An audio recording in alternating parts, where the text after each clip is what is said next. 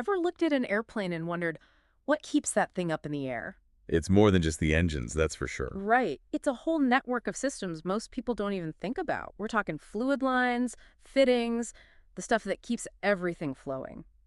And looks like today we're diving into FLNF Quiz 3 to see how it all works. This document, oh, it's a gold mine, gets into the nitty-gritty of why even tiny details matter in these systems. Okay, so right off the bat, it talks about hoses versus tubing.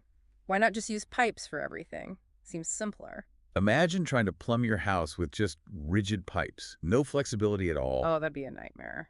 Especially if anything shifted or vibrated. Exactly. Hoses give you that wiggle room, especially for moving parts, which you can imagine an aircraft has a lot of. Yeah, those engines aren't exactly known for staying still. Now, this document, it doesn't hold back on how these hoses are put together, especially the synthetic rubber ones, inner tubes, reinforcements, outer covers. It's intense. There's a reason for all those layers. Think about it like a high-performance tire on a race car. Okay, so it's not just your average garden hose. Not even close. Those layers determine how much pressure the hose can handle. You wouldn't use a low-pressure hose for something that needs to withstand, like hydraulic forces, right? Right. Makes me think of that part about butyl hose being compatible with Skydroll. What even is Skydroll? It's a type of hydraulic fluid, but here's the thing, it's really corrosive to some materials.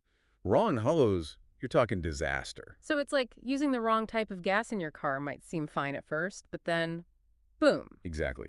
Big problems down the line. And speaking of crucial components, let's not forget fittings. Right. The document mentions some are reusable, some are like one-time use. Swaged or crimped, I think they call them. Those one-time use ones, they need special tools to install, but they give you this crazy strong seal, often even stronger than reusable ones. So what's the downside? Why not use them for everything if they're that good? Over-tighten them, you're done. Ruined. Like, imagine trying to shove a square peg into a round hole, just forcing it. Not gonna end well. Precision is key. Which, speaking of, really threw me for a loop, this whole thing about leaving slack in the hose when you install it. Why not pull it tight? Seems counterintuitive, right? But here's the deal.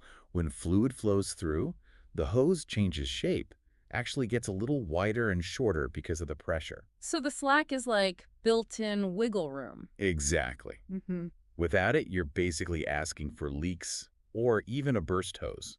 Like a garden hose with no give, way more likely to pop under pressure. And those support clamps every 24 inches, those are to stop things from, like, bouncing around too much with all that pressure changing. Exactly. Think of them as little reinforcements, making sure that hose stays put, even with all the vibrations and pressure changes happening around it. This is wild. Never thought I'd be so fascinated by hoses and clamps.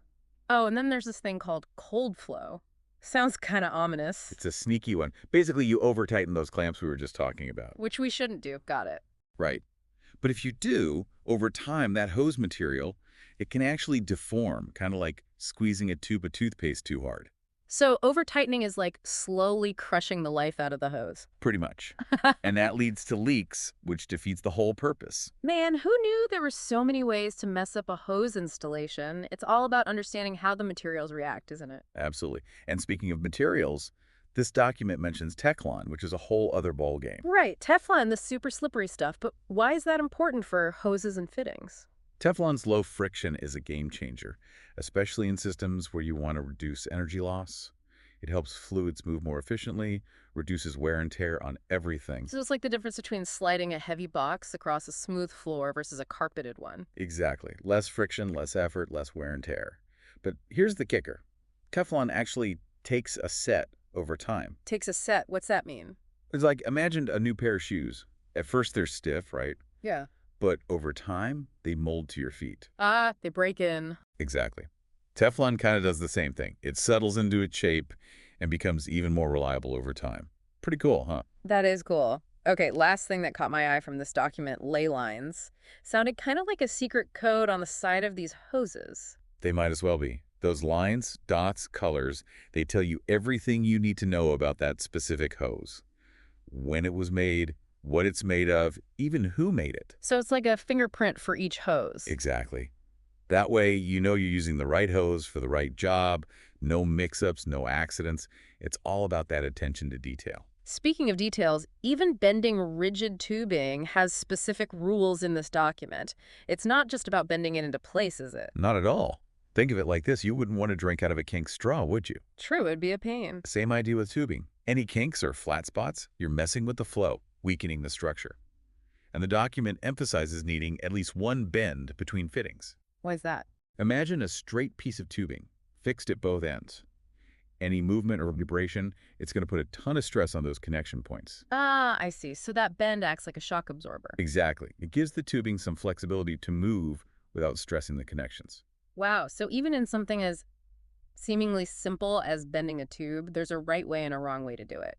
There's a reason for everything in these systems. And as we get further into this FLNF Quiz 3 document, you'll see that meticulousness, that attention to detail popping up again and again. It's like a whole hidden world of engineering that most people never even think about. But it's crucial, especially when you're talking about something as important as aircraft safety. Absolutely.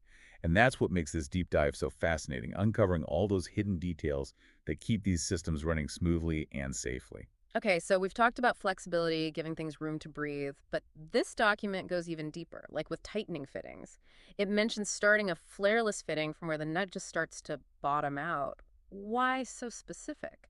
It's all about finding that sweet spot. You don't want to over-tighten, right? That's bad, we know that much. But you need it secure, too. Starting from where it bottoms out helps you get that even pressure as you tighten. Otherwise, you risk damaging the seal or even cracking the fitting. Okay, so it's like a gradual, controlled tightening. Exactly. Now, speaking of specific procedures, this whole thing with the B-nut. Oh yeah, hand tighten, mark the flat, then 1/3 turns. Seems like a lot of steps for one little nut. Those steps are there for a reason. B-nuts, they rely on this metal ring compressing just right to seal. And too much or too little, you're in trouble. Exactly. Too tight, you crush the ring. Too loose, you get leaks. Those steps make sure you hit that sweet spot every time. It's like a recipe, but for aircraft parts. Speaking of which, choosing the right clamp, the document makes a big deal out of that too. And for good reason. Clamps are like the unsung heroes of these systems, keeping everything in place, especially with all the vibrations going on. Yeah, wouldn't want a loose hose bouncing around in there. Though I never thought about cushion material being a problem. The document specifically warns about it getting stuck in those closed clamps. It's all about that even pressure again. Cushion material, it throws that off, creates a pressure point. Like having a pebble in your shoe. Annoying, but not the end of the world. True. But over time, those uneven pressure points, they can cause leaks or even make the clamp fail completely. So little things add up. Makes you really respect the attention to detail. Now, what about this? Aluminum versus steel flared tube assemblies. The document has different leak fixing procedures for each. Why the distinction? Different materials, different properties. Aluminum, it's strong, but it can crack under stress easier than steel. So no muscling it with aluminum. Exactly. The document says if it's leaking after you've tightened it to spec, investigate. Don't just crank it down harder. Could turn a small problem into a much bigger one. But with steel, it seems like you've got a bit more wiggle room. A little. The document suggests for steel, if you've got a leak, you can try another 116th of a turn past the specified torque. But still got to be careful. Over-tightening, even with steel, can damage the threads, weaken the joint. It's like the saying, everything in moderation. Even tightening a nut, you gotta find that balance. Exactly. Understand the limits of your materials. Use the right techniques.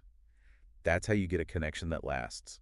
This whole deep dive, it's really eye-opening. All this complexity, all this nuance, just to connect point A to point B. It's more than just connecting the dots, right? It's understanding why those dots are there in the first place. And why they need to be connected in a very specific way. It makes you appreciate the people who work on these systems. Absolutely. The knowledge, the precision, it's impressive. And it's what keeps those planes in the air. So as we get to the end of our deep dive on this FLNF Quiz 3 document, what's the one big takeaway you want our listeners to remember? It's more about understanding why those procedures matter in the first place. You got it?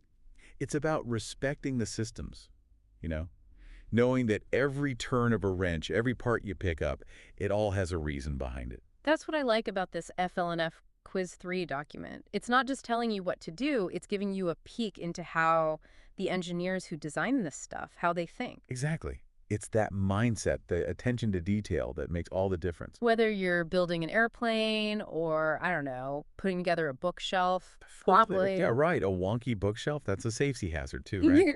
But seriously, that's the key takeaway here, I think. So for everyone listening, what's the one thing they should walk away with from this deep dive? Remember this, every single piece, every step, every little detail in these fluid systems, it's there for a reason. It's like a puzzle. Everything has its place. Right. And when you get why that is, why you can't just swap this hose for that one, even if they look kind of similar, that's when you really start to get it. It's the difference between just doing the job and truly understanding the craft. Nailed it. And never stop asking why. Dig deeper. Be curious. That's how you become an expert in anything, really. Well said. So next time you see a hose or a fitting, take a second to think about what went into making it work. Maybe it'll change how you see things.